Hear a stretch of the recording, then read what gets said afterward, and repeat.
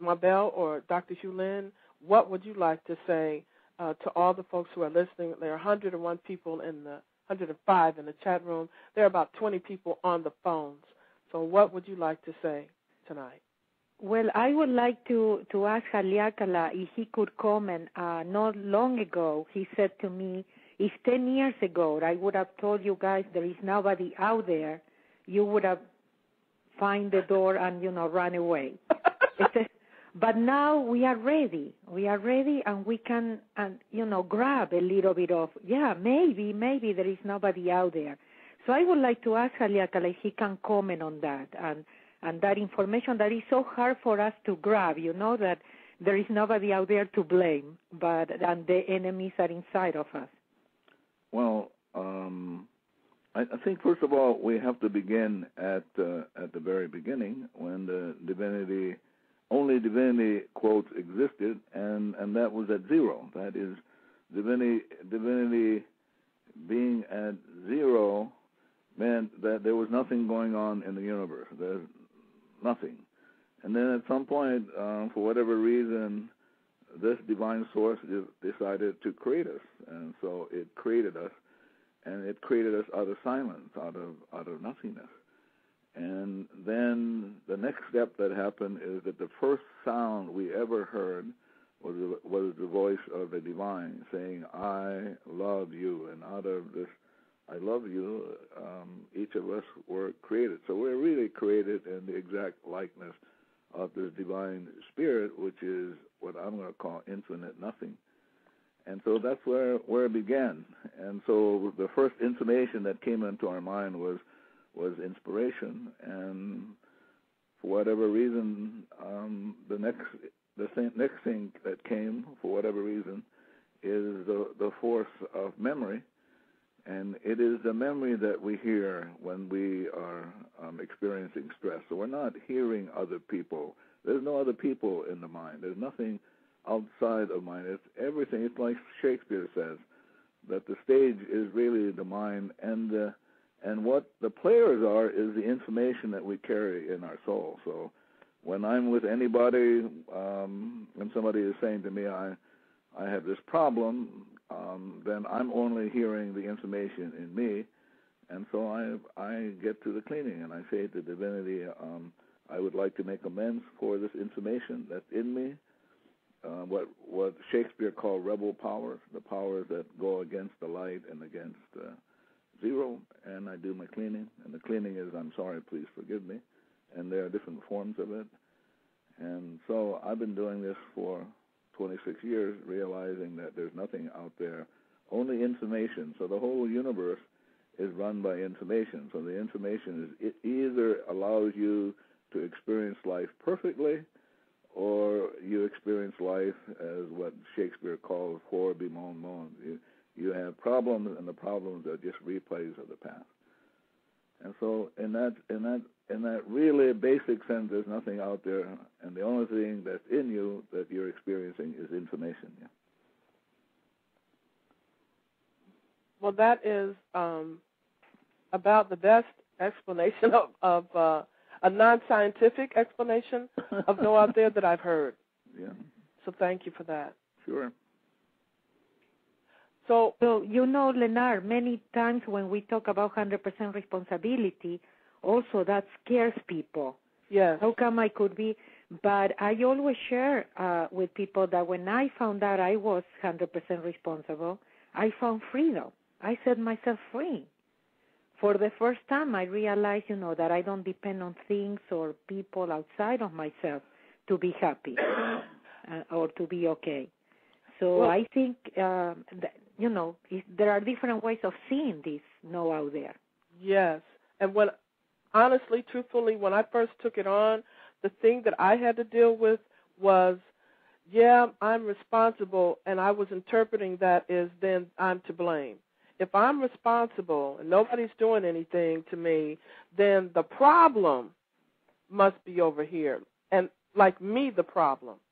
And once I got that I wasn't the problem either, that it was just, as the teaching that I've learned from, it says, an erroneous thought held in the mind, then I was free.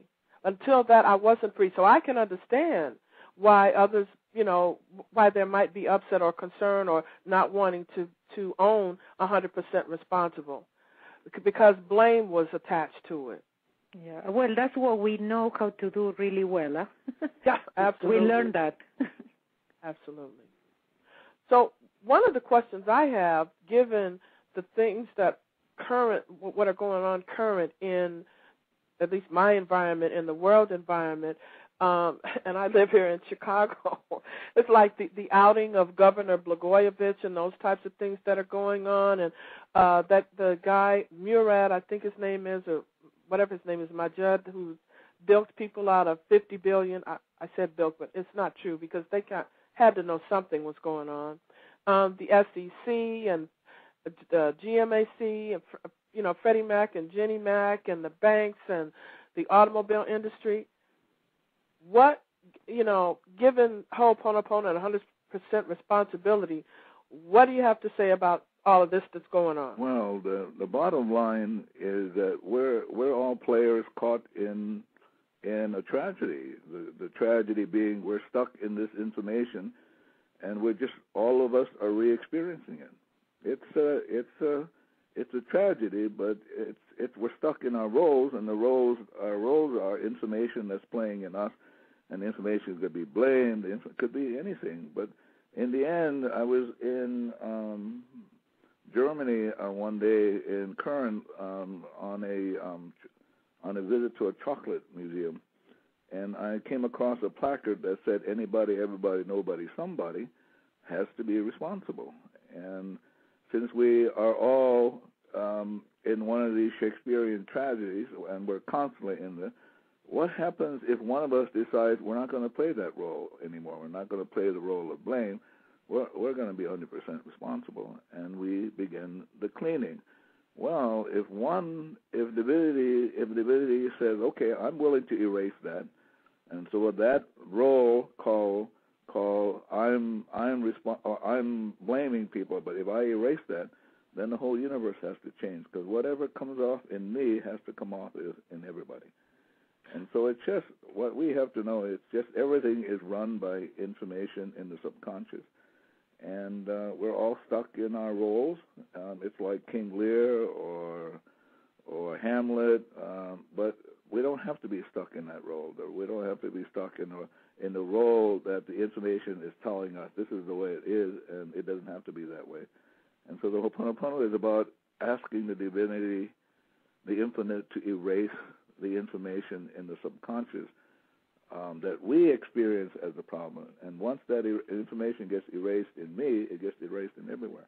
And that's how you change things. You have to change that which is in you first, and then everybody else will be fine. See, this is the beauty of taking 100% responsibility, because then you realize that as you change, everything changes. It's not the other way around. So waiting for, Bush to step out, or what is Obama going to do, or whatever it happens, I mean, you can be cleaning and erasing whatever is in you, and you can find peace right here, right now, with whatever is happening. I had, when I presented in Spain last month, I had some 3 ex-millionaires. And the last one that lost everything and now is into debt because of this last crisis, he told me, Mabel, I became more humble. I now appreciate a lot of things around me that I didn't even notice before. He's going through a tough divorce, and he says, I enjoy every second I spend with my daughter. So what we need to see is always that what our intellect tells us that is bad, it's when you are willing to let go, take 100% responsibility, guess what? You get the blessings of the situation. You can see the blessings in the situation.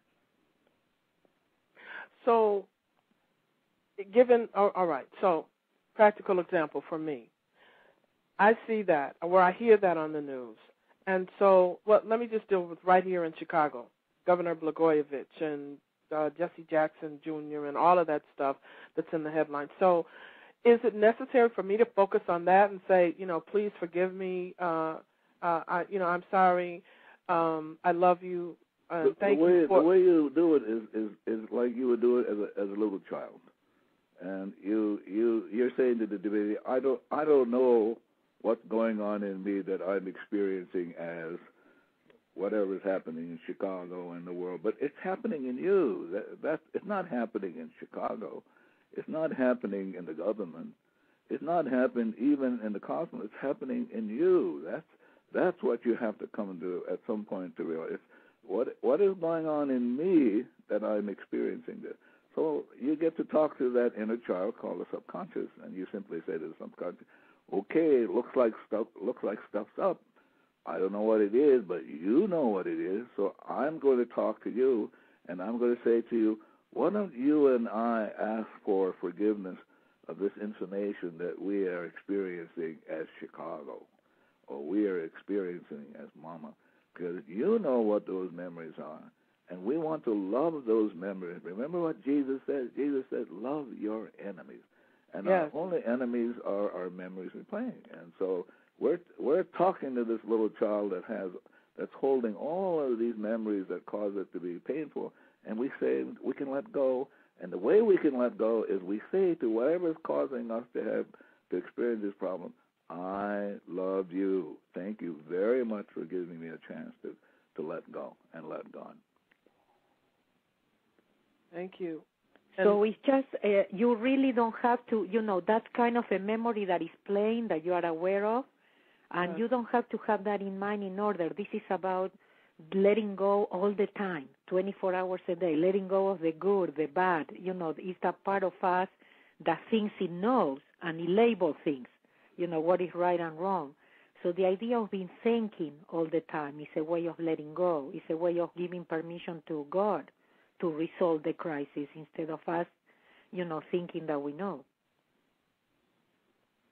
So I was looking here in the chat room because like I said, there's so many people here, and they're offering up, the light switch and a couple of other things. I recall on one of the audios, because, the money situation and all of those things. So like you were saying, Dr. Lynn, it's not out there. So what is it? What memory of mine is it replaying? Yeah, what memory of mine is replaying this poverty condition? What is it? It's going on in me, and I talk to my subconscious. So if you are willing to let it come up, so that you and I can take it to the superconscious or the spirit in us, and the spirit will know how to make those changes, and it can send it up to divinity. And remember now, only divinity can erase. Not you can erase, you, dear child, not me, I'm the conscious mind, but the divinity can erase, so we have to go home to the divinity. And we don't need to know what the memories are. All we need to do is to appeal. But I know, since you are the subconscious and you are where all the memories are stored, please let go and let's give it up to God. And so you say, how are we going to do it? We're going to say, ice blue, I love you, blue solar water, whatever it is. And so it's a re-education of the child to let go.